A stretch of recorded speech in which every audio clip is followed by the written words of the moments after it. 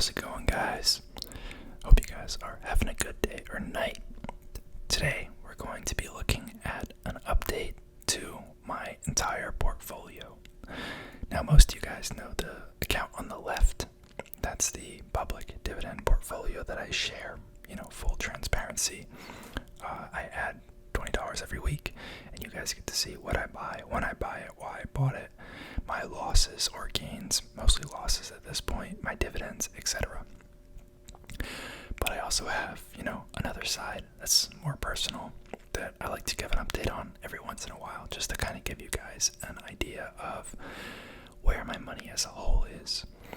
Because I treat the stuff for retirement a little different than the stuff that I put in the public account. I did record this video once already, and something was messed up with the audio, so hopefully I can hit on everything and not get myself mixed up. Traditional disclaimer before we get started that none of this is financial advice, legal advice, or tax advice. I'm not a registered professional. This is just for entertainment. It's just my 2 cents, so, consult a professional and do your own research before investing. Now, I'm not going to spend too much time on the left portfolio, but I will run through it quickly. I make bi-weekly-ish update videos on that account.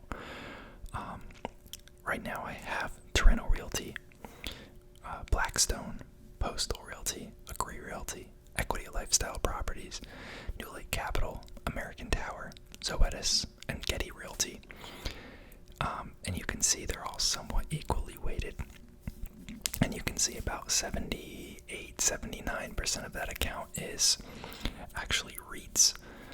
I'm a big fan of REITs for dividend investing. I do incur, a slight tax disadvantage by holding those in a, traditional brokerage account, but it's not really enough money where it causes issues to my tax returns. But yeah, that portfolio I've made plenty of videos on. What I do want to kind of focus more on is the right side today. Now, I've kind of separated them, so the right adds up to 100% and the left adds up to 100%. I, tend to keep the values on the right private. I think that's just personal. At some point in the future, maybe I'll reveal that. But yeah, let's get into it. So I have this money spread across 3 accounts. The first being a normal, taxable brokerage account. The next being a Roth IRA. And then the last one, which I literally just opened, which is why there's no money in it, is a Roth 401k. You guys are probably familiar with Roth accounts. If you've watched my channel before, I know Roth IRA is still pretty common. Roth 401k is a little more niche, but it's very much the same principle.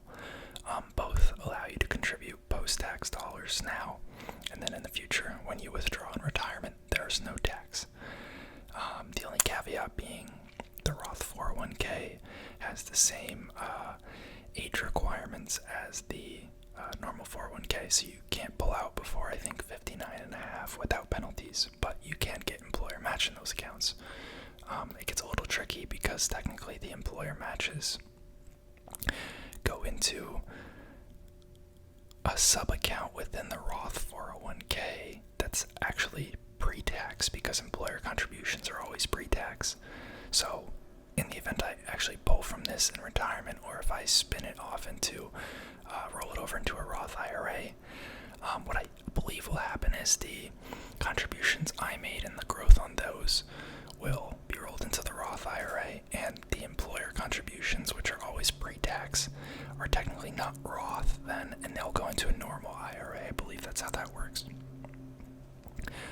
Very niche topic, but just figured I'd share that. Not a lot of people know that. So I don't like to keep my individual stock positions too large. There is one caveat, obviously, in my Roth IRA, as you can see, but I'll get to that. So I have 3 individual stocks in my taxable account. These are kind of in the 2 of them are in the healthcare space. If you guys remember, a month or 2 ago, I made a video about some stocks I had in what I was calling a healthcare portfolio. I've since just kind of consolidated a little bit, simplified my portfolio, and kind of picked the ones that I'm more confident in.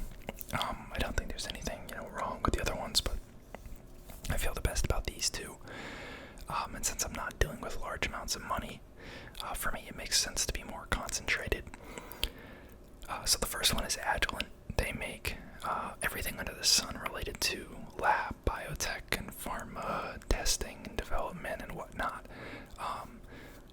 High-tech machinery and equipment and diagnostics, chemical reagents, all sorts of stuff for basically the lab or clinical trial or biotech pharma space.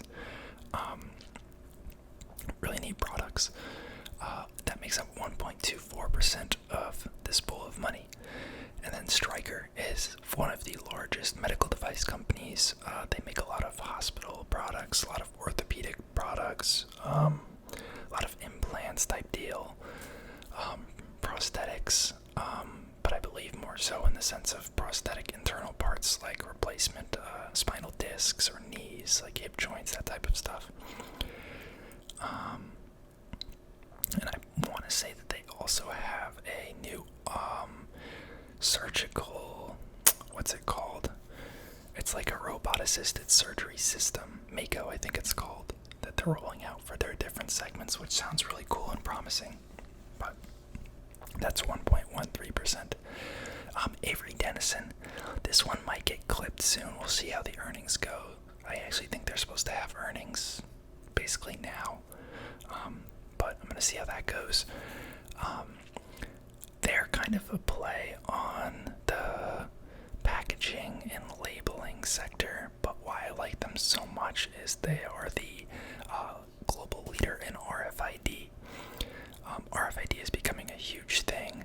Walmart has actually mandated that. I think in the next year or two, all of their products in stores will be chipped with RFID tags, and a lot of other retailers are following suit. Companies like Uniqlo already have them in all their tags. If you go to a Uniqlo store and hold up the tag, you can see the chip in there. Pretty cool. It helps with inventory, helps with tracking, it can do theft prevention, it can help with self-checkout, all sorts of things. UPS is integrating it. A lot of cool use cases for that. I think some of the Amazon stores work off that technology as well, but that segment is growing very, very nicely for them. I think it's 20-something% growth a year, when that's in, hundreds of millions of dollars, but it is a very large company. I'm not sure if it's enough to really move the needle if, we're seeing an overall economic slowdown and demand for all their other products is declining. So they might get consolidated into Agilent and Stryker. We'll have to see. And then you'll see what's the most of my money is in. So between my taxable account and my Roth IRA, VTI, which is Vanguard's total stock market ETF, makes up about 73.5%. I am a pretty big believer in, although I'm interested in this stuff and I follow it very closely and know somewhat more than the average person. First of all, I'm by no means an expert, and second of all, regardless of how good you think you are, most people just don't outperform the market.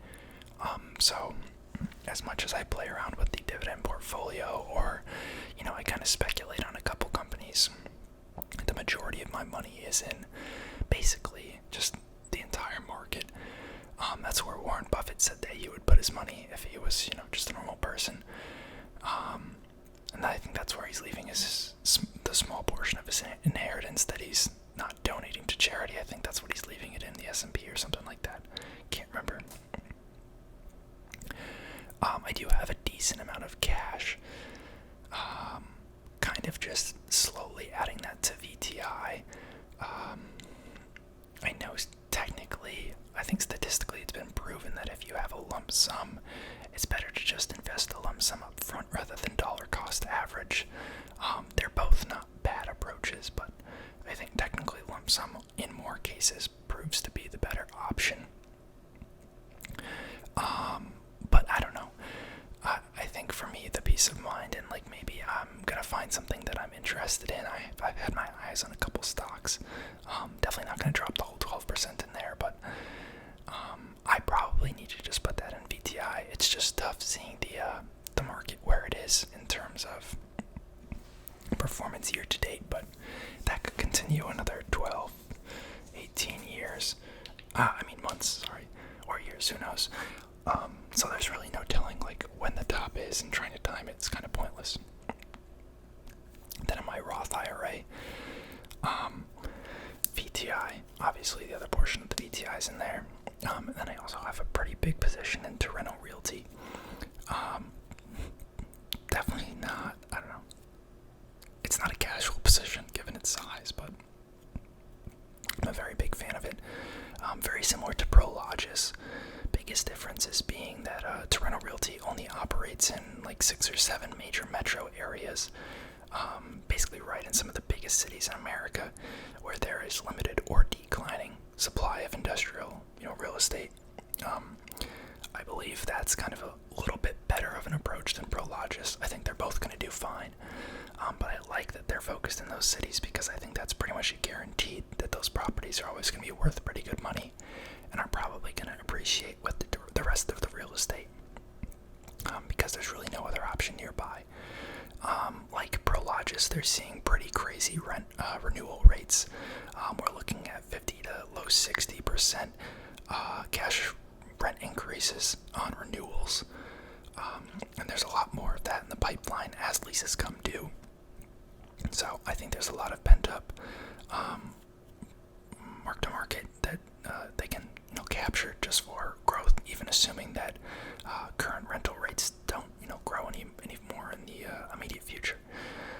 And they also don't develop any of their own properties. Like Prologis keeps a very large land bank, and they'll gradually take that land bank and they'll use their internal resources to actually develop and build those warehouses. And then once they're fully built, they'll lease them out. Torrento only does, I believe it's called greenfill, something like that, which basically means that it's already built. They're not taking on the development responsibility. All their properties are fully built. They do have some of what's called improved land, which I believe is just kind of like parking lots or empty lots where people are storing trucks and trailers and whatnot. But they don't have plans to build on that property. And then I don't really have any cash in there. And then all that leaves is basically a non-existent Roth 401k. I just started this, so that should get some money in the coming paychecks. But that I had to go with an S&P mutual fund. I don't even know what the provider is in terms of like Vanguard, Fidelity, you know what I mean. They had pretty limited options. That's pretty common with 401ks. Usually they'll have like an S&P 500, a value fund, a couple target date funds, maybe a small and mid cap and an international, and then there's usually like a bond fund or two in there. But I picked S&P 500, basically the same thing as VTI. And I don't play around as much in my retirement accounts because that money is for retirement. So I think it's better to take a little safer of approach with that. But obviously my dividend portfolio is a little more risky. But hopefully you guys enjoyed the video. This is my second time making it, so hopefully you enjoyed it. Drop comments, give me feedback down below, and let me know if you want to see any other videos. I'm always open to suggestions. Thanks for watching, guys.